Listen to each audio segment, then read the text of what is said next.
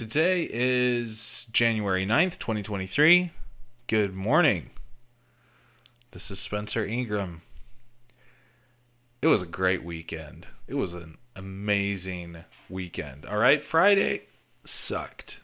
I'm going to have some great news to talk about today in my life. We are stretching reality after all. This is the reality stretch. I don't know what you would call it, a show, podcast, program, personal journal, personal development. I don't know what you would call it, but anyway, here we are. And Friday was tough. So here's the deal. I woke up with a migraine and I took a bunch of caffeine, threw up twice because that's what happens when I get migraines. And then came out here and recorded like an hour-long riff about how, to me, what I'm reading in The Science of Getting Rich by Wallace Wattles is harmonious with my religious perspective, and I kind of reconciled those because he talks about how like there's no sickness. That's the truth, is that there's no disease. The truth is that there's abundance. There is no lack.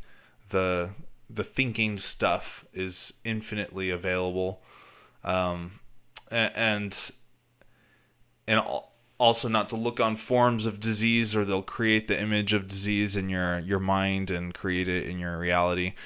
So I really like that, but I wanted to reconcile it with my faith, with my religion, because I also believe that, we're supposed to succor those that succor, mourn with those that mourn. That's part of the baptismal covenant, right? As a member of the Church of Jesus Christ of Latter-day Saints. So I'm like, and it's not like you can just tell someone, oh yeah, you're, the 3 kidney transplants you've gone through are fake. You just did that to yourself, and, get up and get over it. It's not like that wouldn't be the most helpful way to actually help and serve someone. So obviously, and I was reminded yesterday of an analogy. I do not remember the exact details of the analogy, but I remember the message of it. So a manufacturing system, a manufacturing machine in a plant goes down, costing a company, millions of dollars a day. And they call the vendor that designed and assembled and maintains the machines, and they send out a service technician who arrives with his tool bag, and the floor supervisor of the manufacturing facility follows the technician around to see what he's going to do. The technician walks to a specific control panel for a specific machine, opens up the panel, looks at the PCB board, all the components, and turns a screw a quarter turn clockwise, and the machine boots right back up, and everything's back online, all systems online. And the floor supervisor there is then handed an invoice for $20,000, and the floor supervisor protests and says, "My goodness, you were only here for a half hour, and how do you justify this $30,000 invoice? I need an itemized invoice." And so the service technician creates an itemized invoice with 2 line items, and one says 30 minutes labor and turning a screw, $80. And then the other line item says, knowing which screw to turn, $19,920. Right? So I love that analogy, and I do not remember where I first heard that. But it's a great analogy. And when I originally heard it, sure, the numbers may have been a little bit different, but the point remains, and the message remains. And I think in our lives, how can you be surrounded with appearances of disease, which according to the monistic theory of the universe and Wallace Wattles' saying that there is no disease and that's the truth and that's what we should hold forth in our minds. How do you reconcile that? To me, it simply is indicating that anything that looks like disease is, in a sense, a deviation from the truth. So yes, it's there. It's true that it's there. It exists, but it's not the natural state of things. The natural state of things is the nature of God. And before there was sickness, there was health. Before there was disease, there was health, wholeness, abundance. Before there was a form of lack, then there was abundance. Because we often just look at what's been created already on this planet and assume that that's all that there is. Whereas the processes that moved to create the substance in the first place is still alive and well. And we ought to trust more in that process, that creative process and that substance. So the way I reconcile that with my personal religion and my life is that when there are people around me that are going through so many health challenges and diseases and everything, and indeed, like I said, Friday, I had a crazy migraine in the morning, threw up twice, came out here, did this live stream, went back in, got a second migraine, threw up 2 more times. I was in a bad way. I hate migraines. But now we are stretching reality, and that's what I'm excited to talk about. But before I get to that, let me just finish this little thought here. So,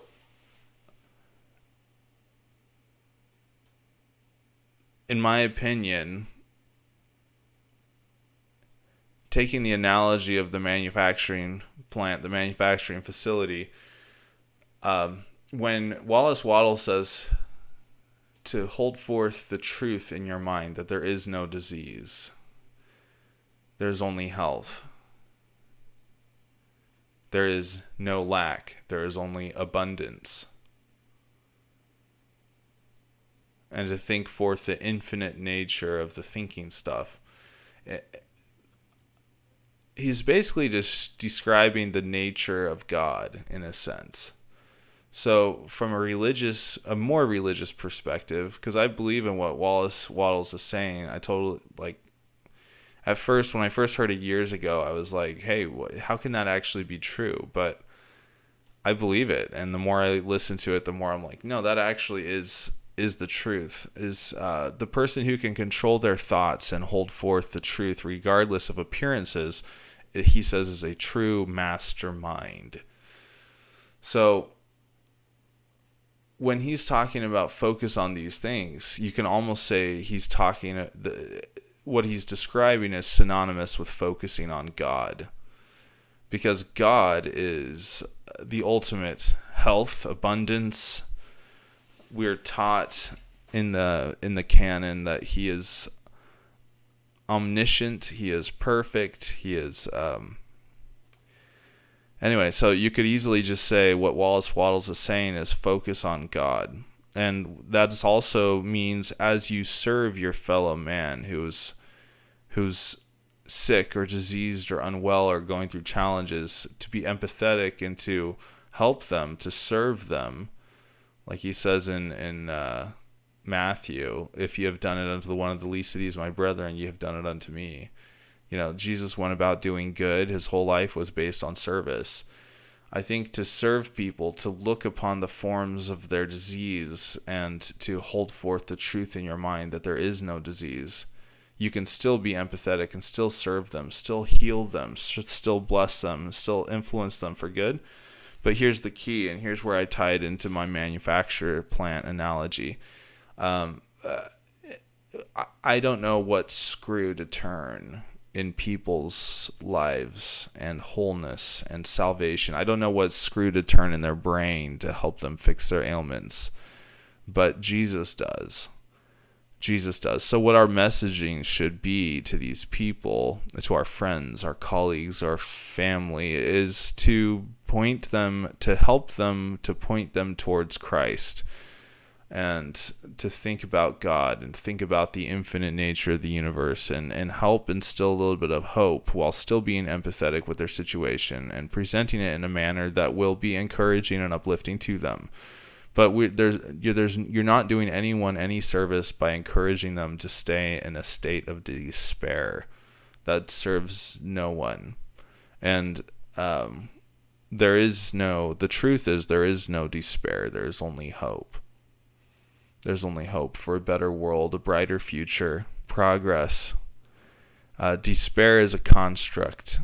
It's a construct of man. Despair is contrary to the nature of God. So there you have it. That was what I was chewing on as far as reconciling what I love so much about the science of getting rich with my personal faith is how can I serve other people more, and how can I assist them more, and how can I spread the message, share the love of God, get the world more ready for the second coming of Jesus Christ. So that was a great insight. And now let me tell you something. Let me tell you how I've been a beneficiary of my reality stretching from the kind guidance of my parents. All right. So as I was going through all these migraines, my wife, Tiana, has a resource that I affectionately refer to. This is a term of endearment, as a witch doctor. Okay, I call him a witch doctor. But I do that just for fun. He's a certified emotion code person. And she texted him, and if you want to know what that is, what's the resource? Let me look it up. Hang on 1 second here. I need to sign into my password manager too. Off screen. In case I need to log into anything. All right, so pulling up this browser. Look, let's see. Emotion code certification. I don't know. It's probably discoverhealing.com, if I had to guess. Become a certified emotion code practitioner in less than 6 months with our easy and fun self-paced certification program.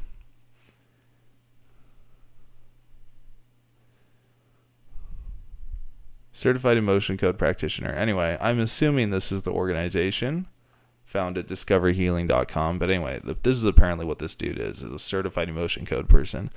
So Tiana texted him, and he's like, has Spencer been eating a lot of processed foods because he has an inflamed gut, and we got to get that healed. That's what's causing his migraines. I was like, oh, dang. Because yesterday, the day before, Thursday, I ate like crap. And that's incongruent with my goal to be in the best shape of my life by June 1st. I know that, though. I was just living in a manner that is against what my goal was, and that's fine. I get it. I know. I'll admit it. I'll own it. And just procrastinating the effort that it would take to actually get into the best shape of my life. So that's fine. I own that 100%. And that's what I was doing. Now, I got really sick, and that's sometimes what it takes. Sometimes what it takes to have a wake-up call. A series of migraines. Couldn't hang out with my family, my wife, and kids at all because I was just out of it. Nauseous, throwing up, seeing spots, auras, because I used to get those auras migraines. And I say used to now because lo and behold, my family called me up, my mom and dad, and said, hey, we're doing this funky cleanse thing that was started by this chick that beat her migraines by doing this cleanse. So you should do it. Try it. And I was like, yeah, sign me up. So the chick's name, the doctor's name is Dr. Goldner. Dr. Goldner, and I'm so excited about this. I'm just absolutely excited. So now she has this thing called Goodbye Lupus. Now I hope she eventually rebrands, because what you focus on, you get more of. So when she says Goodbye Lupus, then you're focusing on the lupus and you get more lupus, but that hasn't been the case in her life. So obviously the positivity of her actual content probably overwhelms the focus on lupus. So anyway, and you can see that because she's a very positive person when you listen to her presentation. So my mom texted me a video to a YouTube live presentation that Dr. Goldner was doing. I watched it on demand. I didn't watch it live. It was like 2 hours long. I watched like an hour and 45 minutes of it. I didn't watch it because I was in the middle of a migraine, but I had it playing as I was sitting there with my eyes closed on the bed, laying there, and it was absolutely amazing. So this basically this person was able to reverse their lupus diagnosis by having she calls it hypernutrition. She and her husband have developed this thing. Her husband is what is it, like Robert or something like that? I can't remember, but they run this site called Smoothie Shred. Okay, so let me pull up Smoothie Shred.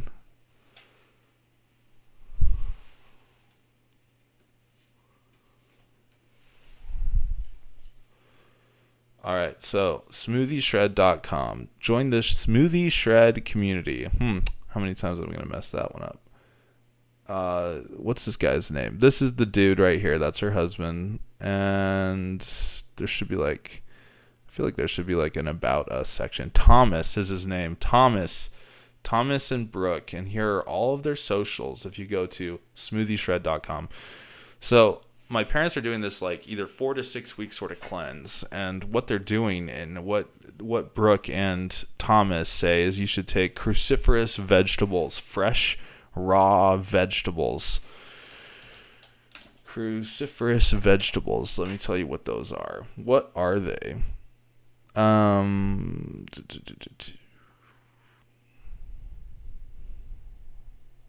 The Beginner's Guide to Cruciferous Vegetables, Cruciferous Vegetables Wikipedia, Healthline, Cruciferous Vegetables. What's eatright.org? Let's figure these guys out. The Beginner's Guide to Cruciferous Vegetables. What do kale, arugula, and Brussels sprouts have in common? Aside from being trendy ingredients, they're all delicious cruciferous vegetables and pack a nutritional punch. Cruciferous veggies are a diverse group that includes broccoli, cauliflower, cabbage, kale, bok choy, arugula, Brussels sprouts, collards, watercress, and radishes. Fun fact, the name cruciferous is an informal classification for members of the mustard family and come from the Latin crucifere, meaning cross-bearing, because the 4 petals resemble a cross. While these veggies grow in all different colors, shapes, and sizes, they share several nutritional benefits.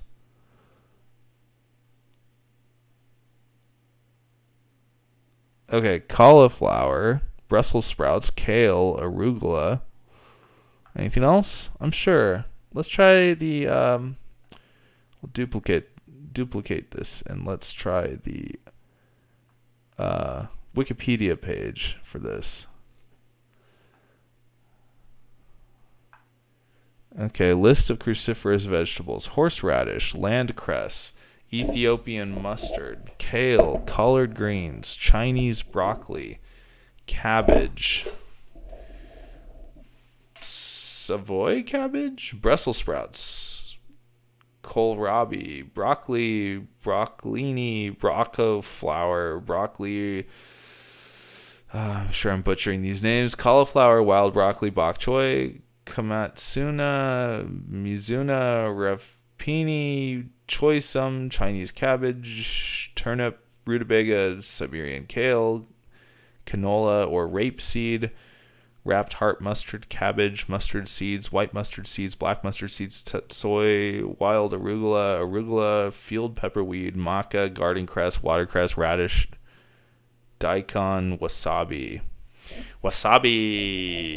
All right, so look. You take these cruciferous vegetables, and they are one of the most nutrient-dense vegetables, according to Brooke Goldner and Thomas.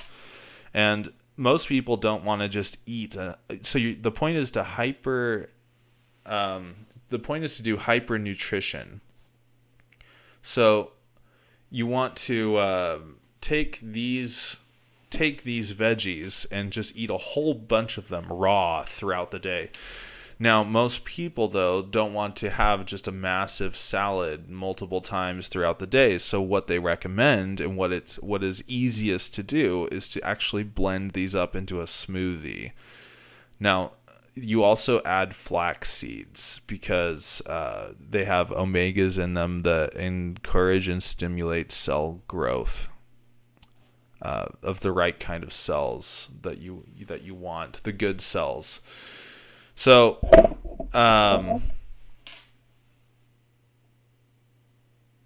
what I'm doing, and they say you can add a little bit of fruit into the mix just to make the smoothie taste palatable. So what I'm doing is I'm throwing like collard greens, kale, broccoli, whatever into a blender, blending it up with a half cup of flaxseed. And this is what my parents told me to do, and they brought over a bunch of ingredients on Friday night for me to kick off this thing, which was very thoughtful of them. And then you pour some frozen fruit, dump some frozen fruit in at the top, fill up the blender with water, blend it up twice on the smoothie setting to make it smooth enough, and it's actually fairly delicious and surprisingly filling. I have about 3/4 of a pound of cruciferous vegetables every single day, which is quite a lot because, leafy greens, to get to 3/4 of a pound of leafy greens in a day is quite a lot by volume. But I tell you what, so this is the important thing. So all I'm eating are that smoothie every single day. And I've been doing that since Friday.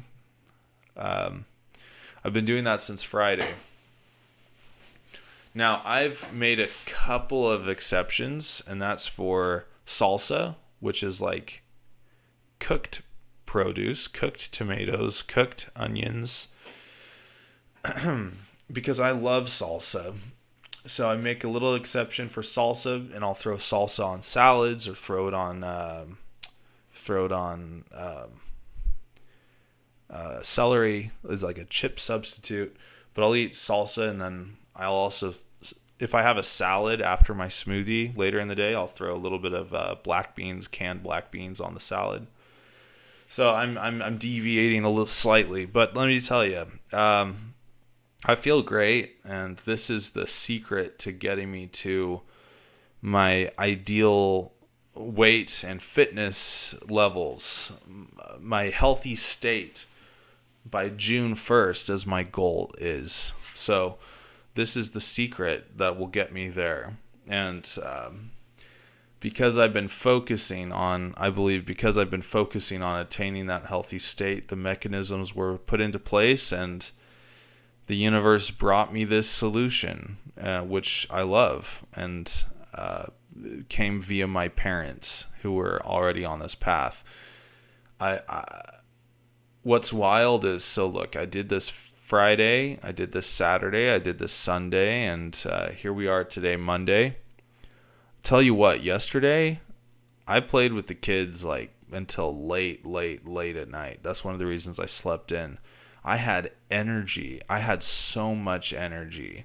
And what's funny is typically when you switch to like a whole food plant-based diet, right off the bat you lose a few pounds, but it's all due to inflammation and water retention dissipating. So what's funny is like I've already noticed a tiny bit of a difference, like just the way, huge difference in my energy levels, huge difference in the way I feel. But what's funny is like yesterday, my shirt collar for my church shirt fit a little better. It wasn't quite as tight. It wasn't quite as snug. So that was kind of funny. And that was really funny. So I'm just looking forward to more healthy gains in this regard. And I'm super, super excited. I think it's one of the most exciting developments of this year so far. The year is very young. It's off to a fresh start. Literal fresh start by my diet, by everything else, and I'm super stoked. Like I said, I think this is going to be the key to getting me where I want to be health wise. by June 1st, as my goal indicates. All right, so I'm super excited about that, and anyone that wants to check that out should go to smoothieshred.com, go to Goodbye Lupus, follow them all on social media, and Dr. Goldner and Thomas. I wonder what Thomas's last name is. Are they both Goldners, or did she keep her maiden name? I don't know. Easy to find out. Anyway, so now I'm curious to learn hydroponics. If you can replicate the nutritional content of open field produce in a hydroponics, the nutritional content and the taste of produce grown in an open field system in a hydroponic system or an aeroponic system. Hydro, not aero. I know someone who's like the king of hydroponics, and I tried to reach out to him to see how to get started, because I'm thinking if I could get to the state, because I always worry, like when I'm doing whole food plant-based, I worry a little bit about the supply chain. I worry about romaine lettuce recalls, E. coli outbreaks, and things that would disrupt my diet. Grains are a lot easier. They store longer. They're easier to consume, so that's a thing. But I'm not doing grains. I'm doing greens. And greens are a little bit more sensitive or subject to the supply chain. So I'd like to learn how to do hydroponics and see if I can build like a large vertical garden someday, some greenhouse in my backyard or something. So that's kind of like a new thing that I want to study as I have time. Probably be studying it a lot more on this this morning stream.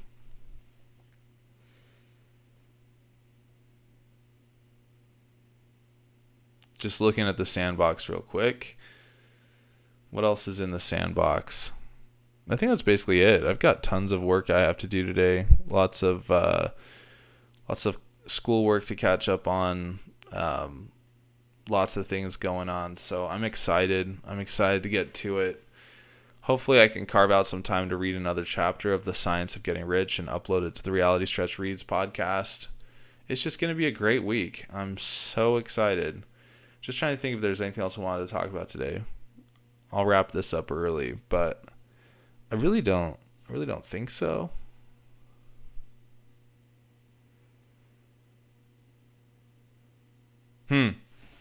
Where's the thing? I was listening to Russell M. Nelson yesterday, and he was saying that, you know, we should have prayer journals. So I need to find a prayer journal. I've got a bunch of notebooks laying around here, but when you pray, you should pay attention to the feelings, thoughts, and impressions that come to you as you pray. So that's something that I need to start doing, get a prayer journal going. And I need to journal. My goal is to journal daily, and I missed that yesterday. I didn't journal yesterday partly because I just stayed up so late playing with the kids. So to me it was a good trade-off. But hopefully I can crack open the journal and do some journaling today to make up for it. But telling you, last night, like seriously, I just felt way different. I had so much energy, and that's really my hope with this diet, is that I'll find that I was just deficient in many vegetables and vitamins and minerals, and by participating in hyper nutrition, I'm expecting that to turn around dramatically. So whoever wants to do it with me, I encourage you to check it out. smoothieshred.com. Dr. Goldener and Thomas. Let's just click on Thomas's Instagram. He's some sort of vegan bodybuilder. Thomas Tadlock. That's him. Thomas Tadlock.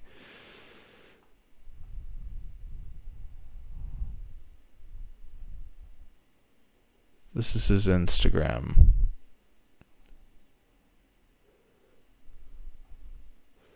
Bro is fit. There's got to be some exercising shirts. with shots with him.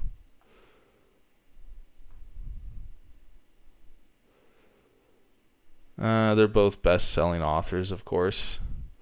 Sell it. They're a dynamic couple, certainly. Anyway, check it out. I'm excited about it.